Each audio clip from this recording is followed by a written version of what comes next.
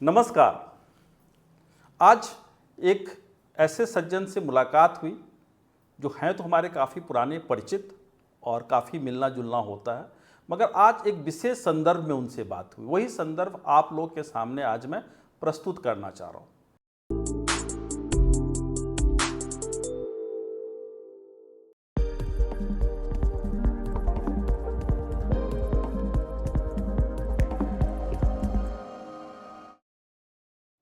वो सज्जन जो हैं अगले 2 महीने के बाद रिटायर करने वाले हैं।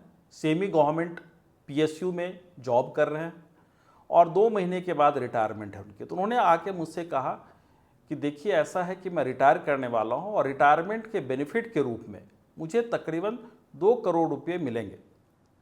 अब मैं ये सोच रहा हूँ कि इन 2 करोड़ का करूँ तो करूँ क्या।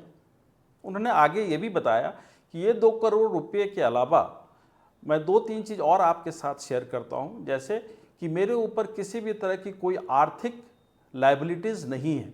फाइनेंशियल कोई भी किसी तरह का कोई भी लायबिलिटी मेरे ऊपर नहीं है। मेरे दोनों बच्चे वेल सेटल हैं, सेल्फ सफिशिएंट हैं। साथ ही साथ मेरे पास कुछ पुराने पैसे भी पड़े हुए हैं जो मेरे इमरजेंसी के दिन में काम आएंगे, मुझे ऐसा लगता है। एक चीज़ और उन्होंने मुझसे जिक्र की कि ये जो पैसे हैं 2 करोड़ रुपया, मैं सोचता हूँ इसे बैंक में डाल दूँ, तकरीबन 7% का इंटरेस्ट आएगा और मैं निश्चिंत होकर रहूँ। तो मैंने एक प्रश्न किया उनसे कि ठीक है भाई साहब, आप इसको बैंक में रख सकते हैं 7% का, मगर इन पैसों का अल्टीमेट पर्पस क्या है आपका, आप करना क्या चाह रहे हैं इन पैसों का। तो उन्होंने कहा कि इन पैसों का पर्पस तो कुछ भी क्लियर नहीं है। क्यों कि इन पैसों की ज़रूरत तो मुझे पड़ने वाली है नहीं नियर फ्यूचर में। हो सकता है कि कभी इसकी ज़रूरत पड़े। बच्चों को भी मेरे पैसे से कोई ज़्यादा इंटरेस्ट नहीं है, क्योंकि they are having their own money और वो मोर देन सफिशिएंट है उनके लिए। तो मैं क्या करूं। तो मैंने उनसे कहा कि चलिए आज अभी मैं कुछ नहीं कहता हूं कि क्या कीजिए, चलिए हम लोग कुछ कैलकुलेशन समझते हैं। शॉर्ट टर्म में 7% का रिटर्न मिले या 5 का मिले या 3 का मिले या 10 का मिले, बहुत ज़्यादा फर्क नहीं पड़ता है अगर पर्पस आपका शॉर्ट टर्म है। मगर पर्पस कहीं ना कहीं लॉन्ग टर्म है, तो कितना लॉन्ग टर्म है इसको डिफाइन करें और क्या क्या संभावनाएं हैं इसके ऊपर हम लोग जिक्र करें। तो मैंने जस्ट एक कैलकुलेशन के तौर पे उनके साथ कुछ बातें शेयर की जो आपके साथ भी आज शेयर कर रहा हूँ। तो मैंने उनसे पूछा कि ये 7% का तो आपका बैंक का रिटर्न एक्सपेक्टेड है कि मिलेगा आपको आने वाले दिनों में, मगर ये कितने सालों तक वहाँ पैसा रहने वाला है इसके बारे में चूंकि आप श्योर नहीं है। तो ये कैलकुलेशन इसलिए हम लोग देखते हैं कि एक एग्जाम्पल 7% का लेते हैं, दूसरा एक ऐसा इंस्ट्रूमेंट की बात करते हैं जिसमें तकरीबन 12% रिटर्न की संभावना हो। तो दोनों में क्या डिफरेंस दिखता है। मैंने फिर से उन्हें चार्ट डिस्कस की कि 7% और 12% यही 2 करोड़ रुपये अगर 5 साल बाद देखेंगे तो क्या डिफरेंस आएगा। तो 5 साल के बाद ये जो 7% के रिटर्न के हिसाब से 2 करोड़ जो है वो रफली 2.8 करोड़ के आसपास बनेगा, वेयर एज 12% के हिसाब से ये तकरीबन 3.5 CR के आसपास बनेगा।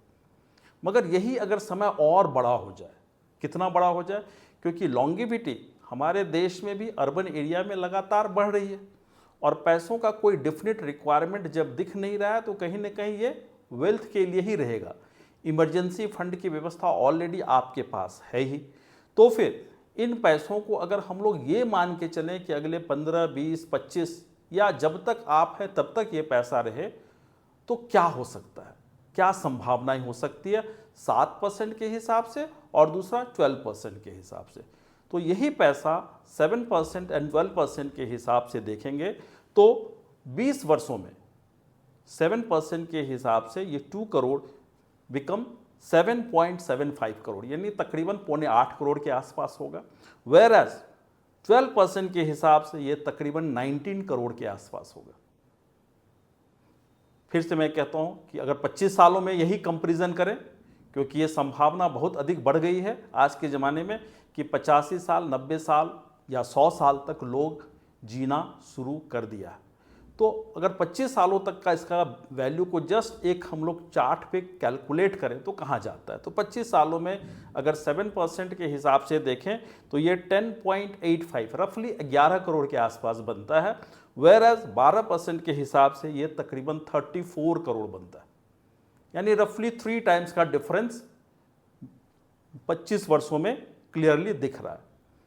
मैं मैक्सिमम एक और कैलकुलेशन उनके साथ शेयर किया, वो था 30 वर्षों का। 30 वर्षों में क्या पॉसिबिलिटी है?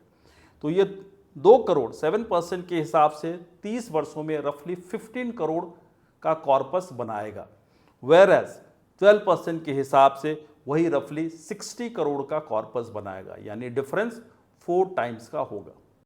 डिसीजन आपको लेना है कि आपको इन पैसों को किस चीज़ों में रखना। हाँ, कुछ और बातें हैं जिनको ध्यान रखने की ज़रूरत है, मगर अगर हमें ये पैसा अल्टीमेटली अगले जनरेशन को ही वेल्थ ट्रांसफ़र करने के मद से रखना है, तो हम उन्हें कम पैसा देंगे या बहुत ज़्यादा पैसा देंगे, ये चॉइस हर इंडिविजुअल का अपना होगा।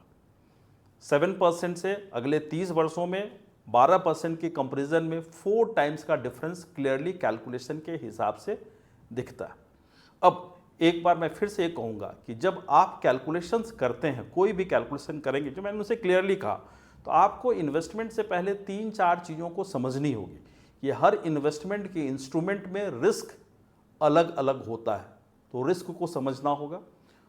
दूसरा चीज़ समझना होगा टैक्सेशन को, कि टैक्स की इम्प्लीकेशन किसमें कितनी होगी।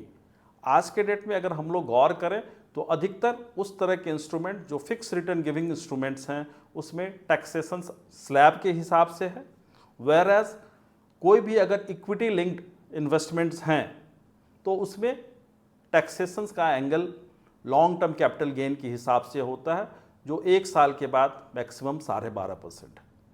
तो ये क्लियरली एक डिफरेंस है, तो टैक्सेशन समझना होगा। तीसरी फैक्टर है कि ऑफ कोर्स इन्फ्लेशन को भी गौर करना होगा कि महंगाई बढ़ रही है। आज हमने 2 करोड़ रखा है, तो 20 साल, 25 साल, 30 साल के बाद इन्फ्लेशन के बाद वो कितना अधिक होता है, वही एक्चुअल वेल्थ क्रिएशन की तरफ माना जाएगा।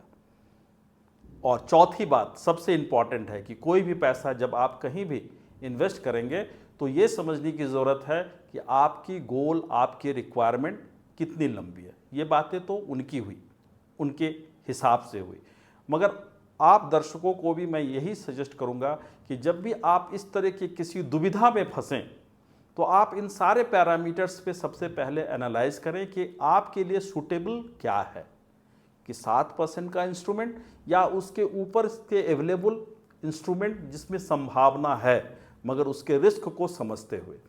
और सबसे पहले तो आप खुद उसकी ड्यू डिलिजेंस कीजिए। अगर आप उसकी ड्यू डिलिजेंस खुद नहीं करते हैं तो निश्चित रूप से मैं कहूँगा कि आप किसी ऐसे प्रोफेशनल के साथ बैठिए और समझिए कि हर इन्वेस्टमेंट की जर्नी में आगे क्या क्या संभावनाएं हैं और उसके हिसाब से अपनी जर्नी स्टार्ट कीजिए। क्योंकि इन्वेस्टमेंट करने से पहले खास कर रिटायरमेंट का पैसा आपके रिक्वायरमेंट के हिसाब से क्या क्या कर सकता है और क्या पर्पस है आपका, उसको डिफाइन किए बिना अगर आप शुरू करते हैं कोई भी इन्वेस्टमेंट तो वो सही कदम कई बार नहीं होगा।